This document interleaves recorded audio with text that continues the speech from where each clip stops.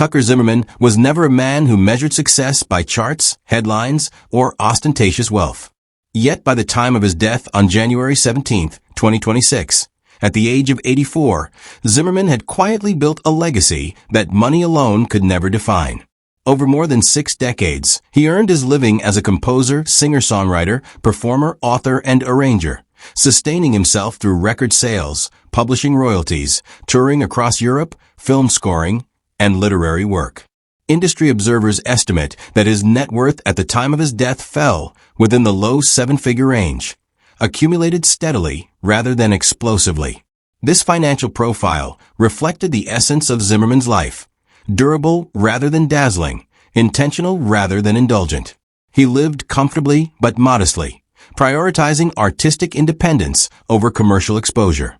His true wealth resided not in assets or collectibles, but in a catalog of songs revered by fellow musicians, a transatlantic career forged far from the spotlight, and a final artistic resurgence that introduced him to a new generation just before his life ended.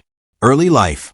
Brian Tucker Zimmerman was born on February 14, 1941, in San Francisco, California, into a family where craftsmanship and artistry were not hobbies, but inheritances. His maternal grandfather, Joseph S. Zimmerman, was a respected architect and master violin maker. It was this grandfather who placed a handmade violin into young Tucker's hands when he was just 4 years old, an intimate, almost ceremonial introduction to music that would define his entire existence. The Zimmerman family relocated to Healdsburg, California, nestled in Sonoma County's wine country, when Tucker was 7. The rural calm of the region, paired with a household that valued discipline and creativity, shaped his inner world. Unlike many children of the post-war era, Zimmerman's upbringing balanced structure with freedom. Formal lessons by day, self-directed experimentation by night. By adolescence, he was proficient in violin, piano, trombone, and guitar, performing in school bands, orchestral ensembles, and youth symphonies. Between 1956 and 1958, he was selected to play with the California Youth Symphony, signaling early recognition of his musical discipline and talent. Simultaneously, he explored the opposite pole of music, forming a rock and roll band in his teens, absorbing rhythm, spontaneity, and performance energy that classical training alone could not provide. Zimmerman pursued higher education at San Francisco State College, earning a Bachelor of Arts in Music 1964 and later a master's degree in Theory and Composition 1966. His academic work was rigorous and varied, encompassing orchestration, 12-tone composition, chamber music, and symphonic forms. Yet even within academia, Zimmerman felt the pull of song, concise, human, and emotionally direct. That tension between formal composition and personal expression would define his career. Personal life. Zimmerman's personal life was marked by longevity, discretion, and devotion rather than publicity. While studying in Rome, Italy, in 1967 under a Fulbright scholarship, he met Marie Claire, a Belgian national working with diplomatic circles. Their connection was immediate and enduring. They married soon after, forming a partnership that lasted for more than half a century. Together, they settled in Belgium, far from Zimmerman's Californian roots and the American music industry. This geographic distance was not accidental. It allowed Zimmerman to work without constant commercial pressure. The couple had one son, Quanah Zimmerman, who inherited his father's creative sensibility. Quanah later studied media and collaborated musically with Tucker, particularly during Zimmerman's later years. Zimmerman was also a grandfather to Juliet and Arthur Jack, a role he reportedly cherished deeply. Friends and collaborators often described him as thoughtful, introspective, and quietly humorous, someone who listened more than he spoke. There is no public record of Zimmerman adhering to a specific religion. His lyrics and writings suggest a philosophical worldview shaped by observation, skepticism, tenderness, and existential curiosity. Faith, in his work, appeared less as doctrine and more as wonder. Beyond music, Zimmerman authored novels, short stories, essays, and poetry, and composed extensively for film and orchestral projects. These pursuits were not side projects. They were parallel careers that allowed him to continue creating even when touring slowed. Professional career. From classical composer to song poet, Zimmerman's professional breakthrough came not through commercial ambition, but intellectual distinction. In 1966, he was awarded a Fulbright scholarship to study composition at the Accademia Nazionale di Santa Cecilia in Rome, one of Europe's most prestigious music institutions. Under the guidance of composer Goffredo Petrassi, Zimmerman refined his technical command, but also reached a turning point. Surrounded by centuries of classical tradition, he began writing songs. These were not folk songs in the conventional sense, nor classical compositions disguised as pop. They were something quieter and stranger, poetic reflections set to melodies that felt both ancient and contemporary. London, Tony Visconti, and cult recognition.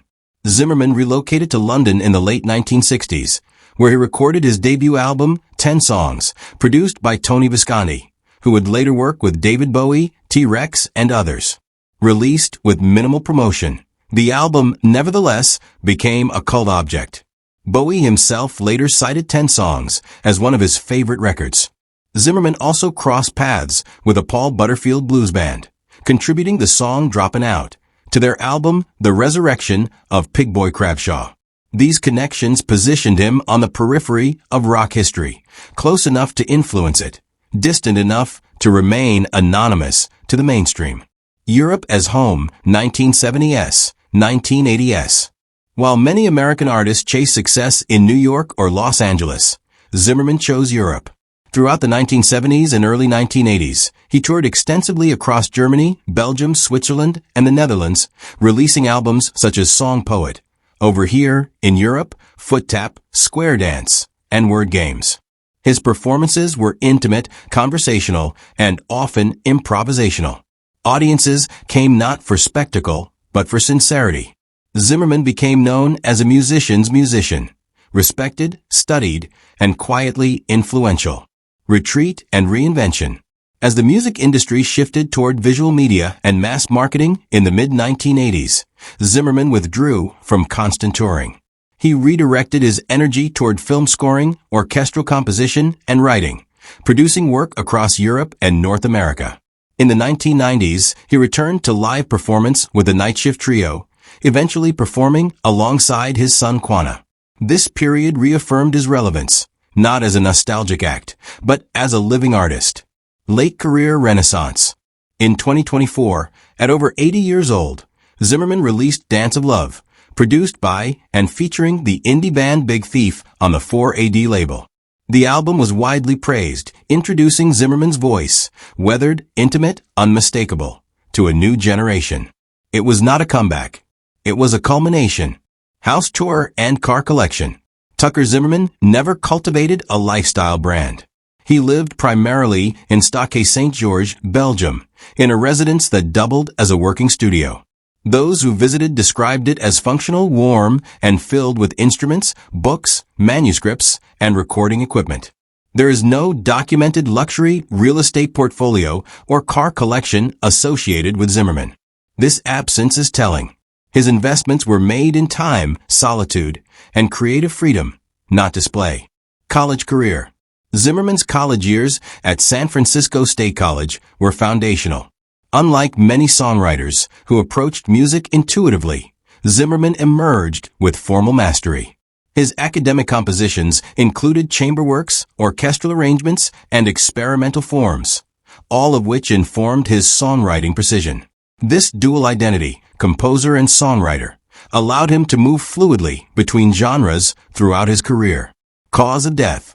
On January 17, 2026, Tucker Zimmerman died at the age of 84 in Saint-Georges-sur-Meuse, Belgium, following a house fire at his residence. He and an elderly companion both perished in the incident. Authorities reported smoke inhalation and fire-related injuries as contributing factors. The tragedy brought an abrupt end to a life still engaged in creation. Tucker Zimmerman's life defied the conventional arc of fame. He did not burn bright and vanish. He glowed steadily, sometimes unnoticed, always sincere. His songs were not designed to dominate. They were written to endure. In a world that often rewards volume over depth, Zimmerman chose patience, craft, and honesty. He left behind no myth of excess, no scandal-driven legacy. Instead, he left music that waits, quietly, faithfully, for those willing to listen. And in that waiting, Tucker Zimmerman lives on,